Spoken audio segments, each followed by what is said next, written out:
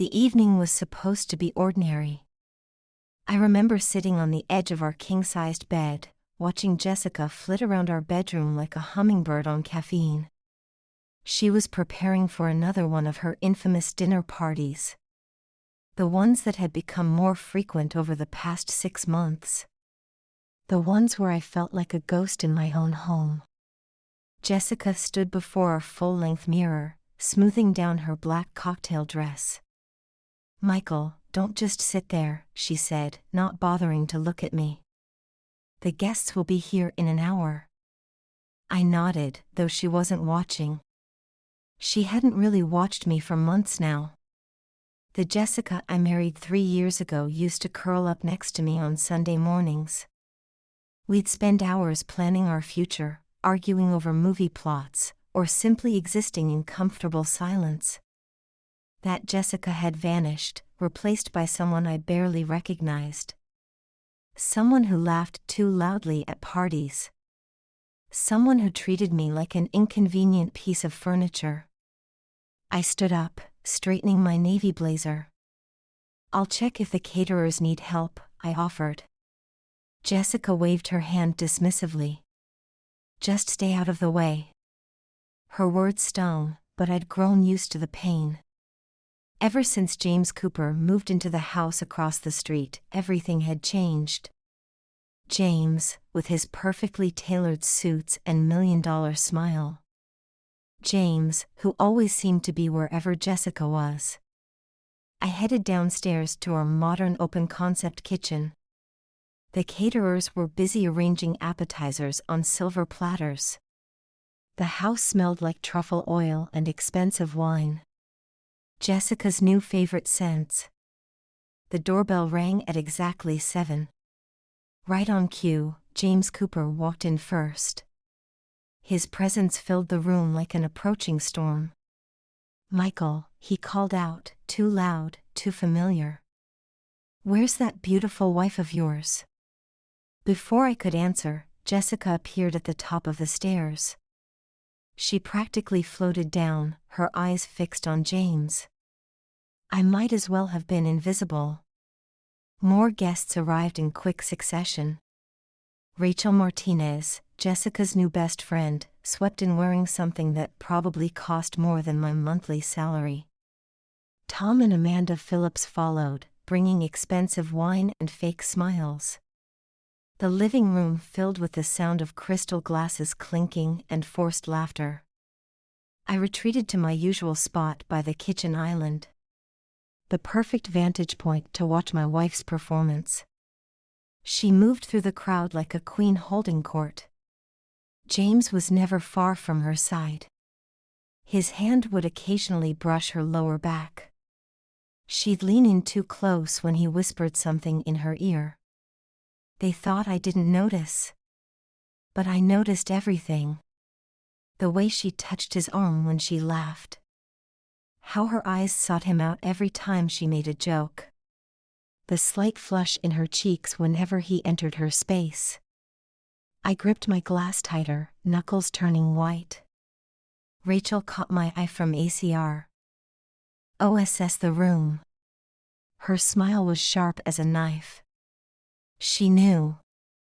They all knew. I was the joke everyone was in on except me. The evening wore on like a slow-motion car crash.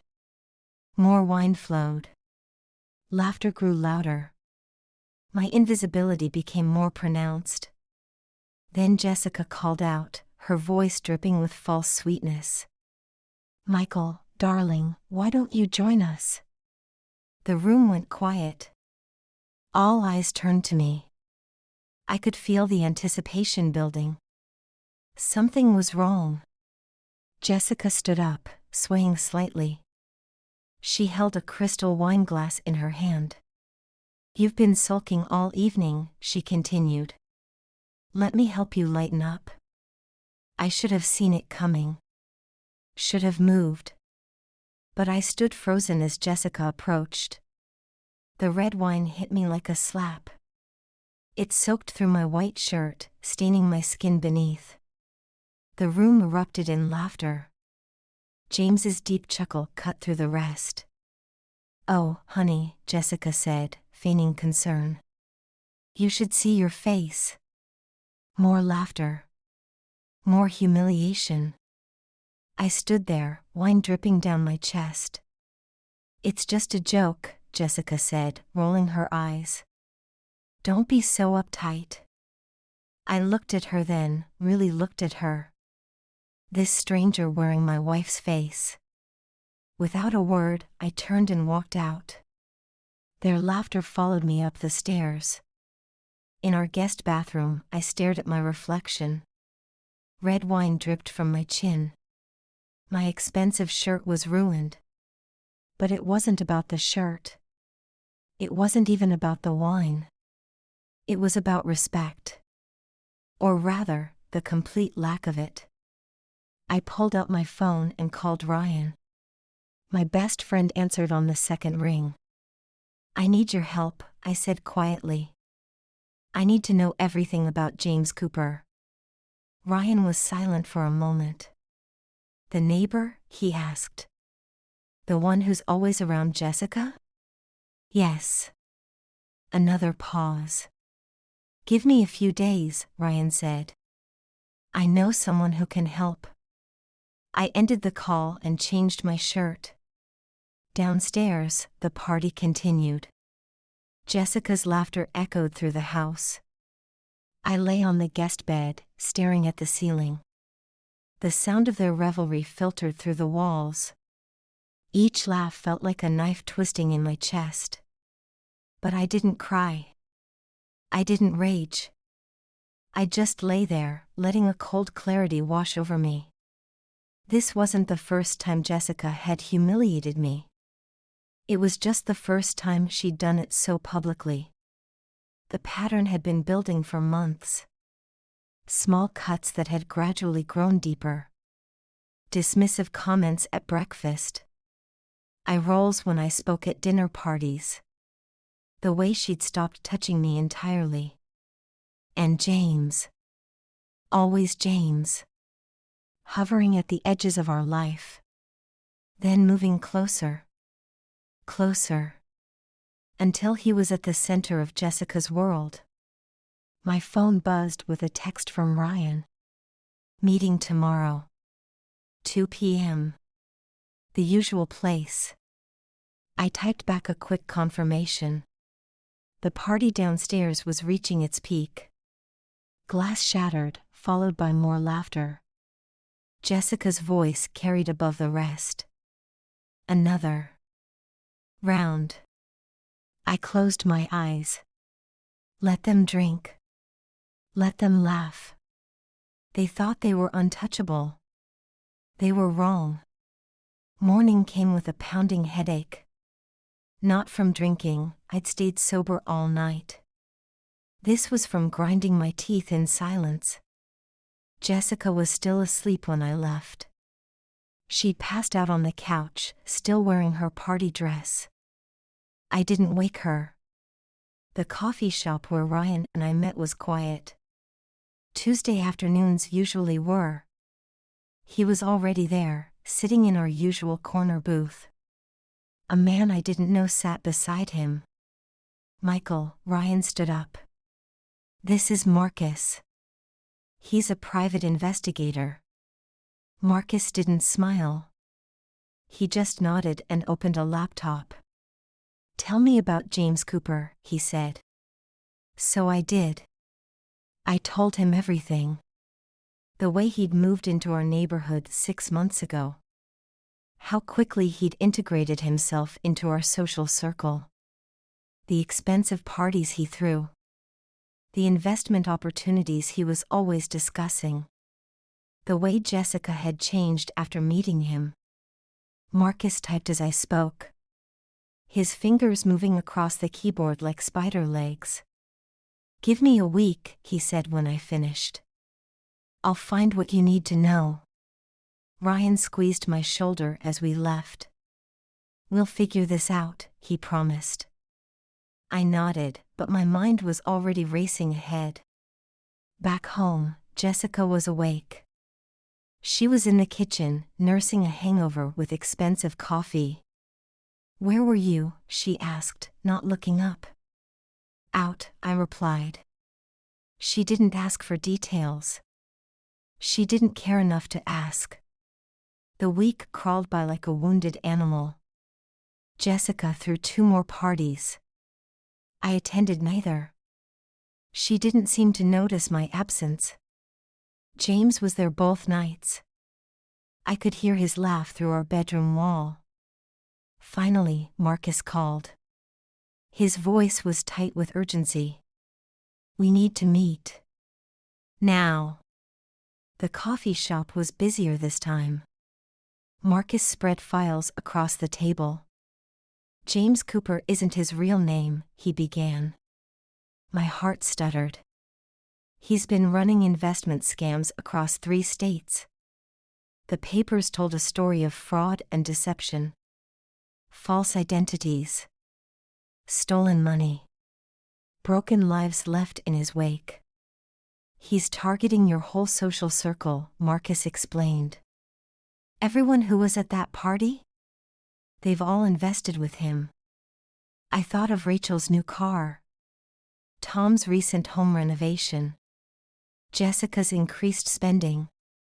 "Your wife," Marcus hesitated. "She's been helping him, whether she knows it or not." He showed me bank statements. Money moving from our joint account to offshore locations. Jessica's signature on documents she probably never read. "He's good," Marcus admitted. "But he's getting sloppy. Confident." I stared at the evidence of my life unraveling. "What do you suggest?" I asked. Marcus leaned back. "I know a journalist. Kate Martinez. She specializes in exposing white-collar crime. 1 call from me, and James Cooper's house of cards falls." I thought about Jessica's cruel laughter. The wine. Staining my shirt. James's smug smile. "Make the call," I said. Ryan nodded approvingly. "We'll need more than just exposure," he said. "We need to make it public. Undeniable." I knew exactly what he meant. James was hosting a charity gala next month. All our friends would be there. It would be perfect. "Kate will need time to verify everything," Marcus warned. "The gala's in 4 weeks," I said. "Is that enough time?" He nodded slowly. "Just enough." I drove home in silence. Jessica's car wasn't in the driveway. Probably at James's house. Planning another party. Another humiliation. But this time, I wasn't going to be the victim. This time, I was writing the script. And the ending would be very different. The next 3 weeks moved like a carefully choreographed dance. I played my part perfectly. The quiet, defeated husband. Jessica barely noticed my presence anymore. She was too busy planning James's charity gala. "It's going to be the event of the season," she gushed to Rachel. I pretended not to hear them plotting in our kitchen. Kate Martinez proved to be as thorough as Marcus promised. We met secretly at a small diner outside the city. She had sharp eyes and a sharper mind. "Your neighbors left quite a trail," she said. "Once you know where to look." She showed me her draft article. 20 pages of meticulously documented fraud. Bank statements. Witness testimonies. Photos of James with different names, different lives. "He's stolen millions," Kate explained. "And your wife's fingerprints are all over the paperwork." I felt a cold satisfaction settling in my chest. "When do you publish?" "During the gala," she smiled. Maximum impact. Ryan helped me prepare for every detail. We knew James would try to run once the article broke. The FBI had been quietly notified. They were just waiting for the right moment. Jessica grew more distant with each passing day. She didn't even try to hide her contempt anymore. "I'm staying at Rachel's tonight," she'd announce. We both knew she was lying. I could see James's bedroom light on those nights. Two shadows moving behind the curtains. The night before the gala, I stood in our bedroom. Jessica was trying on her new dress. Red silk that probably cost thousands. "You are coming tomorrow, right?" she asked. Not out of care. Out of social obligation. Of course, I smiled. Wouldn't miss it for the world. She looked surprised by my enthusiasm, but quickly dismissed it. I wasn't important enough to worry about. The St. Regis Hotel ballroom glittered like a diamond. James had spared no expense.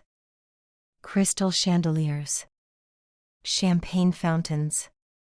A string quartet playing in the corner. The city's elite mingled and preened. All of them eager to be seen. None of them knowing they were about to witness a collapse. Jessica immediately gravitated to James. Her red dress matching his pocket square. So obvious. So arrogant. Rachel sip. Ed champagne nearby. Tom and Amanda hung on James's every word. I checked my watch. 8:45 p.m. Kate's article would go live at 9. Right in the middle of James's speech. Ryan stood by the entrance. He gave me a subtle nod. Everything was ready. James took the stage at 8:55. His smile bright enough to blind. "Thank you all for coming tonight," he began. Jessica watched him adoringly from the front row. I stood at the back, phone in hand. Waiting. At exactly 9 p.m., phones started buzzing. News alerts. Text messages. Emails. The article was live. I watched as people began to read. Watched their expressions change. Confusion. Shock. Horror. James was still speaking when the first gasp cut through the room. He faltered, noticing the shift in his audience. Jessica was staring at her phone. Her face draining of color. James Cooper exposed, multi-state fraud scheme claims dozens of victims. The headline glowed on hundreds of screens. James stopped speaking entirely. His eyes darting toward the exits. But Ryan was there. And so were the FBI agents. James Cooper, a voice boomed through the ballroom. Or should we say David Mitchell? The federal agents moved with practiced efficiency. James's face contorted with rage and fear. He looked at Jessica. Pleading. But she was frozen. Staring at her phone. At the documents bearing her signature. At the proof of her own complicity. The room erupted into chaos. Rachel screamed something about her investments. Tom grabbed Amanda's arm, pulling her toward the door. But there was nowhere to run. No way to hide from the truth. I watched as they led James away in handcuffs. His perfect suit wrinkled. His smile finally gone. Jessica stood alone in her red dress. A queen without a kingdom. She turned and saw me watching. Recognition dawned in her eyes. "You," she whispered.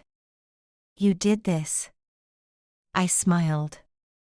The same smile she'd given me the night of the wine. "It's just a joke," I said softly. "Don't be so uptight." Her face crumpled. But I felt nothing. No satisfaction. No guilt. Just peace. The next few days were a blur of headlines. James Cooper's fraud empire crumbled like a house of cards. Millions in stolen investments. Dozens of victims across multiple states. Our social circle imploded. Rachel faced an audit at work. They found evidence of embezzlement. Tom's drinking problem became public knowledge. Amanda filed for divorce. And Jessica. She tried calling, texting, begging. Please, Michael. I didn't know. We can fix this. I made a mistake. I let her messages go unanswered. There was nothing left to say. The woman I'd married was gone. Maybe she'd never really existed. Ryan helped me pack my things. I'd found a loft downtown. Modern. Minimalist. Mine. You doing okay? He asked. Boxes surrounded us like cardboard mountains. Better than okay, I replied. And I meant it. The promotion at work came as a surper. ISE. Senior VP of Operations. The board had been impressed by my grace under pressure. If they only knew. I turned our house keys over to the realtor. Jessica had moved in with her parents.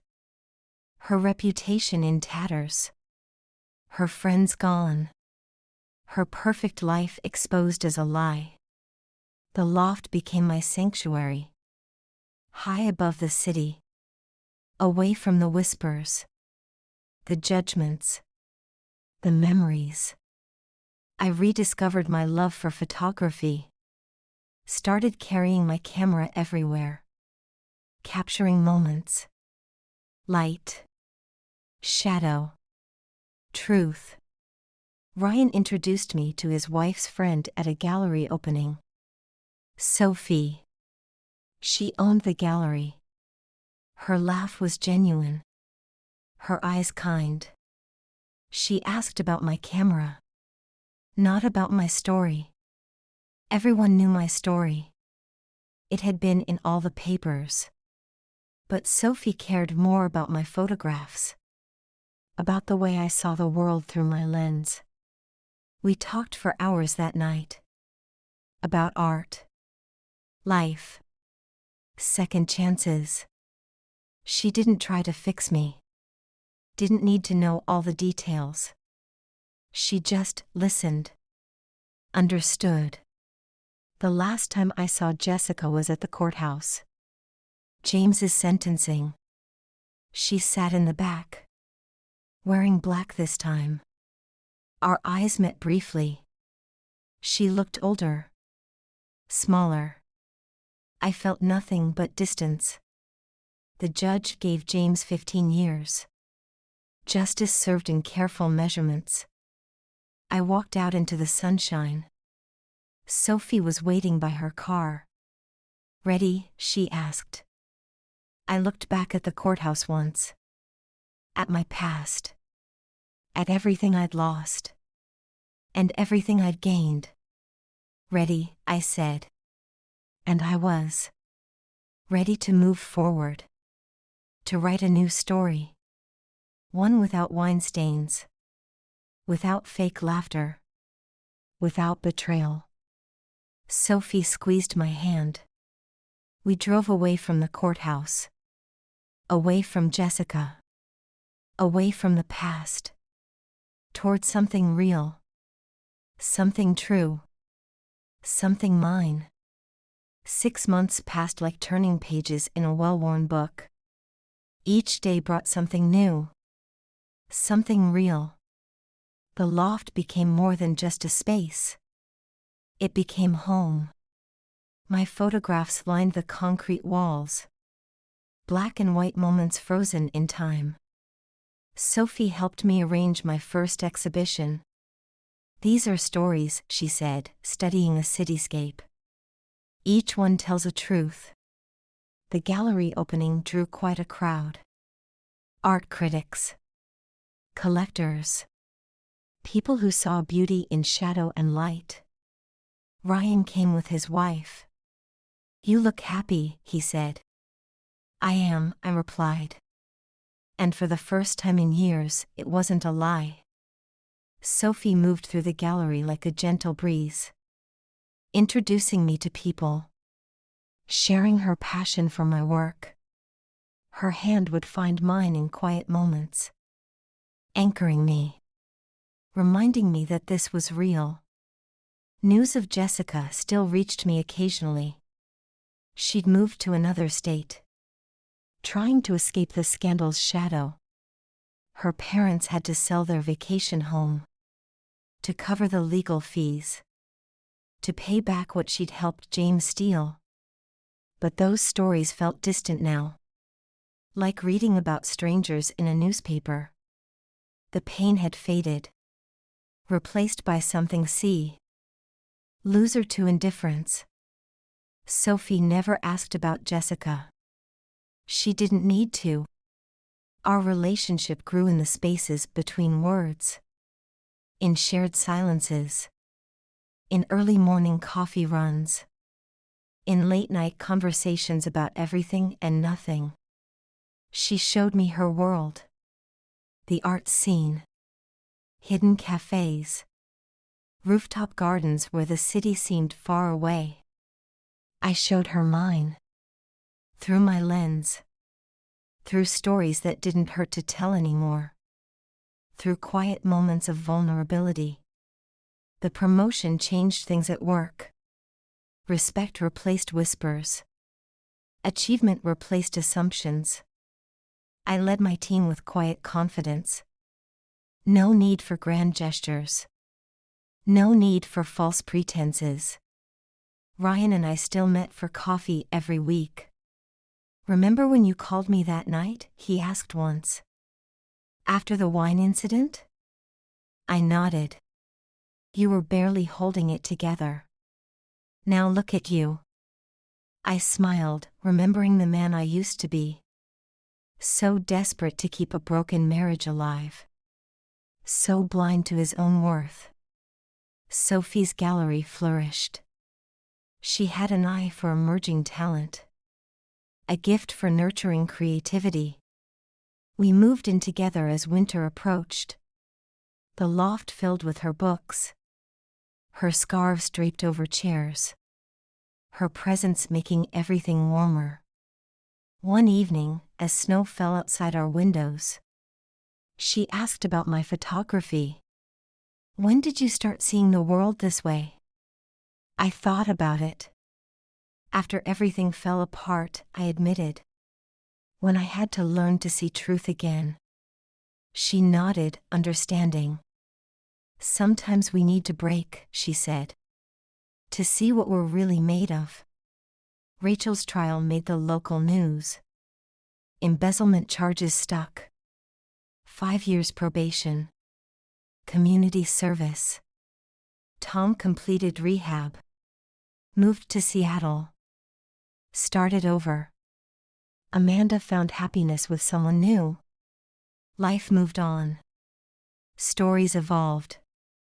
People changed. Or revealed who they'd always been. I got a letter from Jessica in spring. Her handwriting shaky but determined. She wrote about regret. About shame. About finally understanding what she'd lost. I read it once. Then filed it away. No response needed. Some chapters are better left closed. Sophie found the letter later. "Are you okay?" she asked. I pulled her close. Breathed in the scent of her hair. More than okay. The past was just that. Past. My life now was full of light. Real laughter. Genuine connections. Sophie's love was nothing like Jessica's. It didn't demand. Didn't pretend. Didn't need an audience to prove its worth. It simply was. Pure. True. Healing. My second photography exhibition opened in summer. Growth through shadow was the theme. Critics called it powerful, raw, honest. Sophie stood beside me at the opening, her pride evident in every smile, every touch, every quiet word of encouragement. Ryan brought champagne. To new beginnings, he toasted. And to seeing clearly. I looked around the gallery. At my work on the walls. At Sophie talking with guests. At the life I'd built from ruins. This was clarity. This was truth. This was peace. Later that night, on our balcony, Sophie and I watched the city lights. "Do you ever regret it?" she asked. "How things ended?" I thought about Jessica. About James. About wine stains and fake laughter. About the man I used to be. "No," I said finally. "Sometimes things need to break completely before they can become something better." She leaned into me. Understanding. Accepting. Loving. The city hummed below us. Stars glimmered above. And in between, in this space we'd created, was everything I'd ever needed. Real. True. Mine. And